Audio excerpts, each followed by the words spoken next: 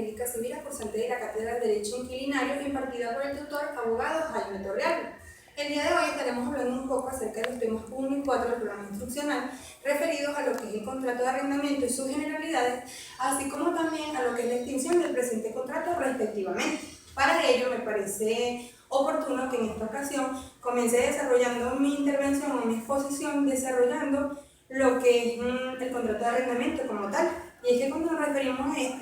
nos hacemos referencia a aquella manifestación o aquel acuerdo de voluntades que se da entre dos partes, en las que por supuesto por un lado tenemos a uno de estos que se obliga o toma la responsabilidad, digamos, de trasladar, por decirlo de alguna manera, lo que es el uso, goce y disfrute de un bien mueble o inmueble en favor de una segunda persona, de una segunda parte, que a su vez se obliga a generar o a pagar por una determinada cantidad en dinero y que la legislación o la doctrina es considerada y catalogada como renta, alquiler o canon de arrendamiento. En cuanto al fundamento jurídico del contrato de arrendamiento, tenemos que se encuentra estipulado a partir del artículo 1579 y siguientes de nuestro Código Civil venezolano, así como también el contrato de arrendamiento por lo general se ve regulado por lo que es la Ley de Arrendamientos Inmobiliarios, que de alguna manera u otra quedó derogada con lo que fue la promulgación de las siguientes leyes. Tenemos la Ley para la Regularización y Control de los Arrendamientos de Viviendas y el Decreto Ley de Regulación del Arrendamiento Inmobiliario para el Uso Comercial, esto con respecto a los contratos de arrendamiento que eran efectuados en base a lo que eran viviendas y locales de uso comercial. Continuando en este orden de ideas, tenemos que en cuanto a la naturaleza jurídica, tenemos que el contrato de arrendamiento solo va a otorgar lo que es la mera tenencia, es decir, este se fundamenta en lo que es el traslado, como lo mencioné anteriormente, de solamente el uso, goce y disfrute de algún determinado bien, pero en este caso no va a haber un traslado de lo que es la propiedad, y es allí donde tenemos su naturaleza jurídica. Siguiendo con el orden de ideas, tenemos partes del contrato. En este se ponen de manifiesto lo que es el arrendador y el arrendatario. Tenemos que el arrendador es la persona, el titular de la propiedad del bien, ya sea del bien mueble o del bien inmueble, que se responsabiliza, digamos así, o que se obliga a entregar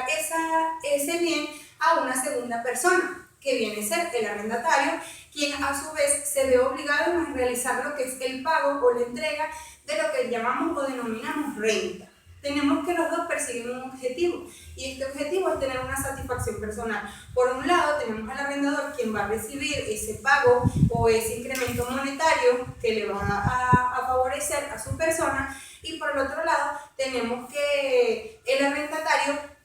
va a tener el beneficio de poder gozar de esa bienhechuría, puede ser de una vivienda, de una finca, también puede ser de un bien inmueble como un vehículo, una moto, entre otros.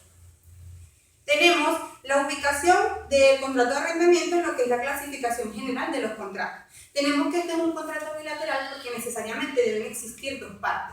partes que estén de acuerdo en lo que es la celebración y perfeccionamiento del presente contrato. Tenemos asimismo que es un contrato de tipo oneroso, ya que ambos se obligan a realizar determinadas acciones en pro de que su contraparte pueda recibir ciertos beneficios. Tenemos además que es consensual, porque necesariamente para que se pueda perfeccionar el contrato de arrendamiento debe existir esa manifestación de voluntad de ambas partes, ese querer, esa intención de contratar. Tenemos también que es el tracto sucesivo, puesto que por lo general en los contratos de arrendamiento se llegan a acuerdos en los que el arrendatario va a realizar pagos periódicamente o con cierta frecuencia por lo que es el uso, goce y disfrute de ese bien mueble o inmueble. Tenemos además que este origina obligaciones principales.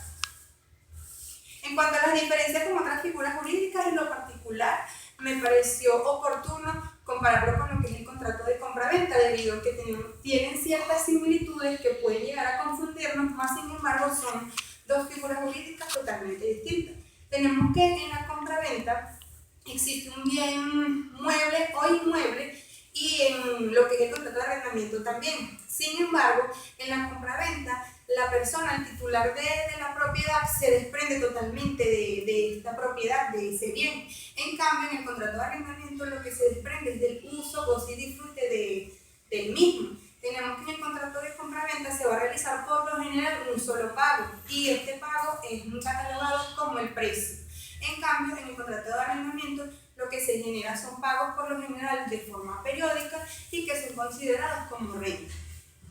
Tenemos además, entre los elementos generales y particulares del contrato, que el contrato de arrendamiento debe existir el elemento general y de gran vitalidad, como lo es el consentimiento. Como les estaba comentando anteriormente,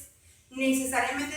debe haber consentimiento, porque de no existir no estaríamos ante la realización de este tipo de contrato o de esta figura contractual. Tiene que haber capacidad de las partes, debido a que si al menos una de ellas no tiene la capacidad, es decir, es considerado incapaz según lo establecido en nuestro Código Civil, tal contrato va a estar viciado de nulidad y por lo tanto será tomado como nulo.